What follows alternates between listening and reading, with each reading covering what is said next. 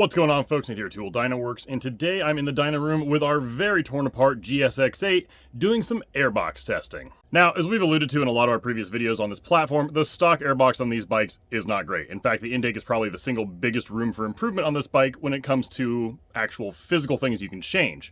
Now, we have replaced the stock airbox with actually two completely different race airbox kits from two different companies. And the first one we installed on the bike is this big bad boy from Turn 13. As you can see, this is a complete airbox replacement from the stock unit. Nothing about the stock airbox is in place. It comes with a different lid and a different filter. You can select either the DNA or the Sprint filter from these guys, and it comes with its own adapters to the throttle bodies and everything you need to get this put on the bike.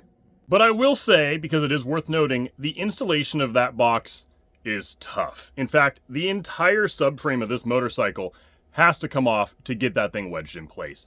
There is zero clearance. I mean, you are literally touching the subframe with the edges of the airbox, but that big aftermarket box provided some serious top-end improvements over what the bike can flow with the stock unit in place. Just to recap, this is what the bike made in the previous configuration. This is with the M4 full exhaust installed on the bike, which is exactly how it is right now, but this is with the stock airbox and the TST velocity stacks and airbox lid with an aftermarket air filter, made just under 89, about 88 3/4 horsepower, and 62 pound-feet of torque to the tire. But you can see the power significantly falls off and just kind of goes flat after about 8,500 RPMs. But with the Turn 13 airbox installed and the fuel mapping completely overhauled for this new setup, the bike no longer falls flat after 8,000 RPMs. In fact, it keeps pulling, and peak power is now nearly at the rev limiter. Now, you do lose some mid-range performance there between about 6,000 RPMs and 7,500, but it's a pretty fair trade. You're losing the same amount of performance that you're gaining.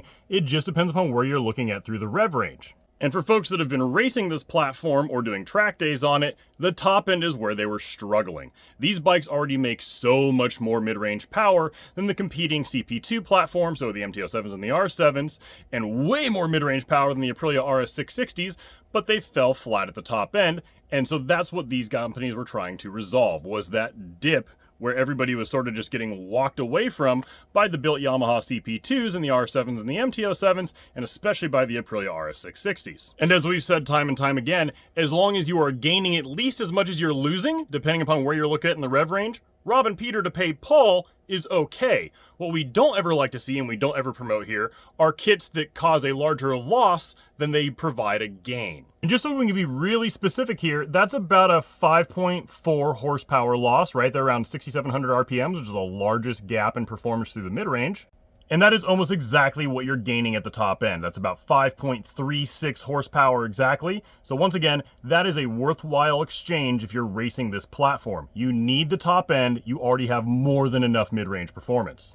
Now, as I said earlier, we didn't just test one race airbox for this bike, we've now tested two, and I did it on the exact same day to make sure it is an apples to apples comparison as much as you can possibly have. Yeah, I did the Turn 13 airbox in the morning and the TST airbox a little bit later in the afternoon, and it's a little bit warmer now, but you're splitting hairs. The dyno correction factor will smooth all that out. The most important thing is you have an accurate comparison from one kit to the next on the same day with the same exhaust system, the same individual cylinder tuning being performed for each setup. And that second kit that we tested is the Works Airbox from our friends over at TST. It is a much smaller airbox design. That Turn 13 one comes all the way out back here. It uses either a Sprint or a DNA filter. This uses more like MWR-esque foam filter material, so they are quite a bit different. Now, especially because I mentioned how difficult the installation was on the Turn 13 box, it is absolutely fair to mention and worth mentioning that on the TST Airbox, installation is much simpler. There is no removal of the throttle bodies or removal of the subframe necessary. It's just physically not as big of a box, and it's not wedged in there as tight as the Turn 13 unit was.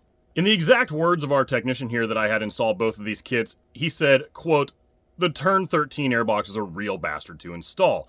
I think it took him the better part of like 2.5 hours to install that Turn 13 box, whereas he had that thing out and the TST box back in like under 45 minutes. But most folks, when you're building a race bike, don't really care about that. You're gonna have it stripped down anyway. So how did it perform? Well, it performed really damn close to the Turn 13 airbox. Peak power made 90.43 to the tire and 59.32 foot-pounds of torque. Now you can see there the red line run 20 is this TST Airbox, and there is a couple spots there right around 6,000 RPMs where it makes a little bit less power, but then it makes more all of a sudden between like 65 and 7,000, and then the differences are within like 1.5 horsepower all the way to the rev limiter.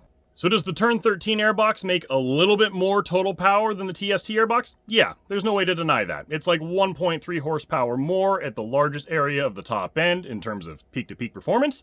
But there is one other thing that's worth mentioning, and it's that difference around 6,000 RPMs between the two systems. I'm going to zoom in a little bit closer here just so you guys can better see what I'm talking about. Right here at about 6,000 RPMs, where there's that big torque hump and then all of a sudden that torque dip.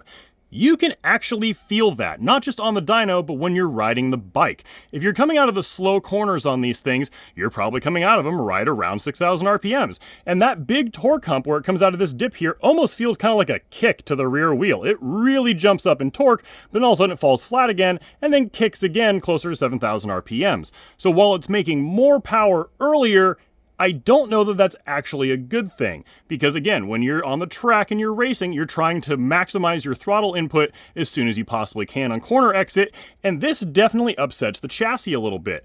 You have a dip, a big hump, another dip, and then a big hump, and then the torque finally falls off evenly between the two systems, whereas with the TST Airbox, it's just a nice smooth torque curve, and you don't feel any of that disturbance in the power band.